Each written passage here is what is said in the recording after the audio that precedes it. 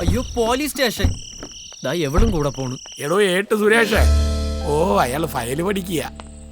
എടോ അവിടെ എങ്ങാണ്ട് ഒരു ആക്സിഡന്റ്. താൻ കുറെ ഫോഴ്സുമായിട്ട് എന്റെ പുറകെ വാ. എനിക്ക് സീരിയസ് ആയിട്ട് ഒരു കാര്യം പറയാനുണ്ട്. ഒരു ആക്സിഡന്റ് അറ്റൻഡ് ചെയ്തിട്ട് വരാം. അവിടെ ഇരിക്കും. എന്താ കൊച്ചേ? ഒരു മർഡർ. അതെ, അത് ഞാൻ വിശദമായിട്ട് അന്വേഷിച്ചാലേ ആക്സിഡന്റിനകത്ത് മർഡർ ഉണ്ടായിരുന്നോ ഇല്ലയോ എന്ന് തെളിയും.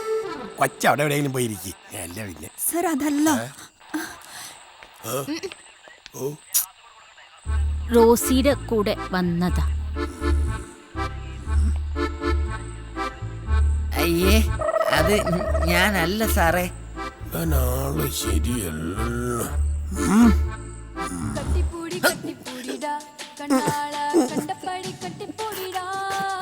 ഫോണായിരുന്നു.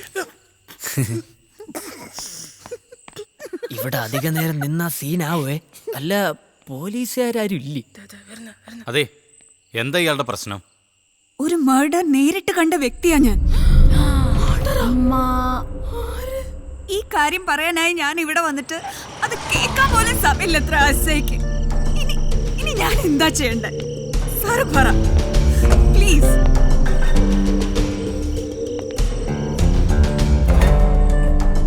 Good evening sir. കൊച്ചെ വെറുതെ ഇങ്ങനെ കിടന്ന് പൊട്ടിത്തെറിച്ചു. സുരേഷ് സാർ അവരെ വിളിക്കൂ. ശരി സാർ. ചെല്ല്. ആ കൊച്ചു മാത്രം പോയാൽ മതി. അല്ല അവൾ എന്ത് കണ്ട നീ പറയുന്നത്? ഹലോ, ആക്സിഡന്റ് നടന്ന സ്ഥലത്തു നിന്നാണ്. ഒരുപാട് പേര് മരിച്ചിട്ടുണ്ടെന്നാ തോന്നുന്നത്. ഓക്കെ ഓക്കെ, ഇവിടെ നാളെ പുറപ്പെട്ടിട്ടുണ്ട്. കുറച്ച് സീരിയസ് ആണ് സാർ. ആ പാങ്ങപ്പാറ വളവിലല്ലേ? അതെ സാർ. വരുമ്പം കാണാം സാർ, ആളുകൾ കൂടി നിൽക്കുന്നുണ്ട്. ഓക്കെ, എസ് ഐ ഉടനെ അവിടെ എത്തും.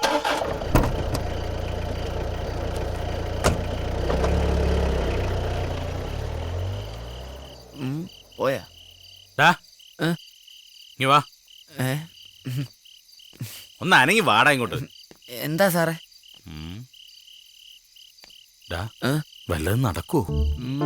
സാറേനും പക്ഷെ ഒരു പ്രശ്നമുണ്ട്. ഇന്ന് നടക്കൂല സാറേ, ഫുള്ള് ബുക്കിംഗ് ആയിപ്പോയി. വിഷമിക്കണ്ട, ഞാൻ ശരിയാക്കി തരാന്ന്.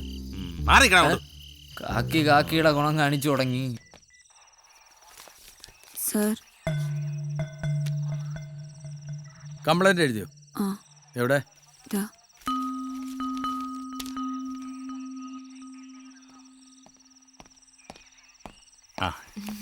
ഇരിക്കി. കുട്ടിക്ക് ഈ ഡ്രസ്സ് നന്നായിട്ട് ചേരുന്നുണ്ട് കേട്ടോ. ബ്ലൂ എന്റെ ഒരു ഫേവറേറ്റ് കളറാണ്. ഞാൻ എവിടെ വെച്ചോ കണ്ടിട്ടുണ്ട്, പക്ഷെ എവിടാന്ന് ഓർമ്മ കിട്ടുന്നില്ല. അതുപോലെ കല്യാണം കഴിച്ചാണോ? നന്നായി. വിളിച്ചോ? ആ അതുപോലെ തോന്നിയതാ. പിന്നെ കുട്ടി കേട്ടില്ലായിരുന്നു ഒരു ശബ്ദം? ഇല്ലല്ലേ? എന്താന്ന് പറയില്ല, ഈ കളറിൽ കാണുന്നു ഒരു പ്രത്യേക അട്രാക്ഷന്. പോയിക്കോളൂ. ആ പെട്ടെന്ന് പറഞ്ഞൊന്നുമില്ല. ഈ വാച്ച് എവിടെ മേടിച്ച ഫോണിലെ മറ്റേ NRI വിളിക്കുന്നു. നോക്കട്ടെ. ഈ കുട്ടിയുടെ ഒരു കാര്യം വാച്ച് കൂടെ ബ്ലൂ ആക്കി കൂടായിരുന്നു. പിന്നെ ഞാൻ നന്നായിട്ട് കയ്യൊക്കെ നോക്കും കേട്ടോ. സൈഡില് രേഖ ഉണ്ടോ? 6 കുട്ടികളുണ്ടാവും കുട്ടിക്ക്, പക്ഷെ ഭർത്താവ് മരിച്ചു പോകും. കൈ നോക്കണോ? അയ്യോ വേണ്ട. കുട്ടികൾ എത്ര ഉണ്ടാവും ഞാൻ പറയും. എന്താടാ സംഭവം പൊളിഞ്ഞു. പിള്ളേരുടെ ഒരു കാര്യം അവനെ കാണുമ്പോഴറിയാം. ഹലോ സാറേ, ചെറിയൊരു പ്രശ്നം. ഞങ്ങൾ വരാൻ കുറച്ച് ലേറ്റ് ആവും. അയ്യോ അതൊന്നും വേണ്ട. ഞങ്ങള് ഒരു പോലീസ് സ്റ്റേഷനിലാ സാറേ. ഓ ഹലോ കട്ടായി. അവളുമാരെ ആപ്പിളും പോയി, ബറിയും പോയി. എന്തോ ആവട്ടെ. അപ്പോ നിങ്ങൾ ഐ വിറ്റ്നസ് അല്ലേ? ഞങ്ങൾക്കൊന്നും അറിയില്ല സാറേ, ഞങ്ങളൊന്നും കണ്ടിട്ടില്ല. ഓഹോ, ഇവർക്കൊന്നും അറിഞ്ഞൂടാന്ന്. പോരാവേ. അപ്പൊ ഞങ്ങളൊന്നും കണ്ടിട്ടില്ല. ഞങ്ങള് പൊക്കോട്ടെ. വേണ്ട.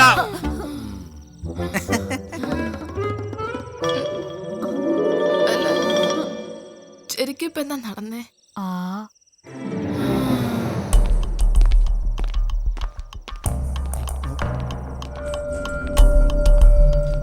ഇയാൾ ഇന്നിവിടെ വന്നിരുന്നു. കണ്ടതായി ഓർക്കുന്നില്ല സർ. റൂം നമ്പർ 405 ഇപ്പൊ ആരാ താമസിക്കുന്നത്? 405 ആരുമില്ല സർ. അതിന്റെ കീ എടുത്തിന്റെ പുറകെ വാ. ഓക്കെ. വേഗം. എടുത്താടാ സർ. ഗുഡ്.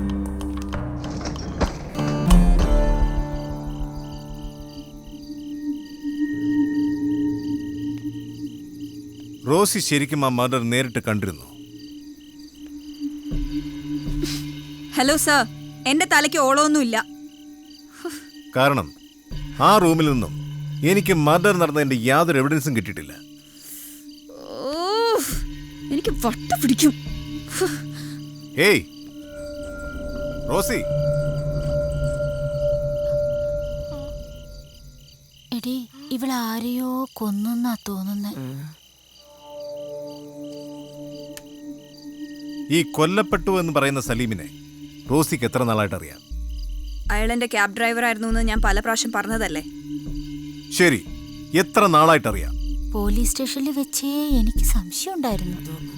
ക്ലബിൽ നിന്ന് പാട്ട് കഴിഞ്ഞ് വരുന്ന മിക്കവാറും ദിവസങ്ങളിൽ ഞാൻ വീട്ടിലേക്ക് പോയിരുന്നത് സലീമിന്റെ വണ്ടിയിലായിരുന്നു.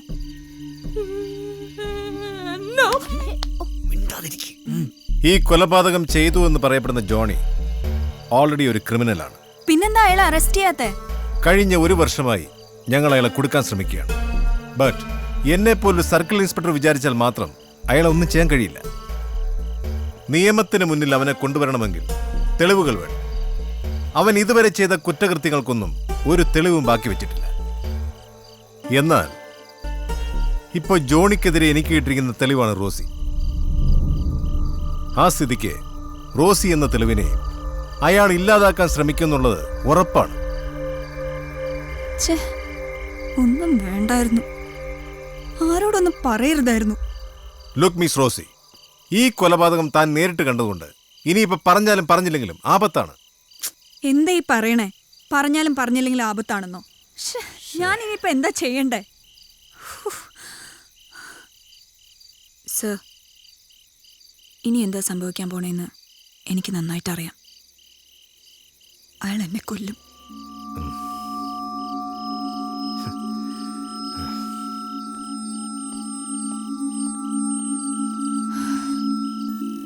റോസി, ദേ സാറ് പോണ്. എനിക്ക് പേടിയായിട്ട് വയ്യ. വാ നമുക്ക് പോകാം.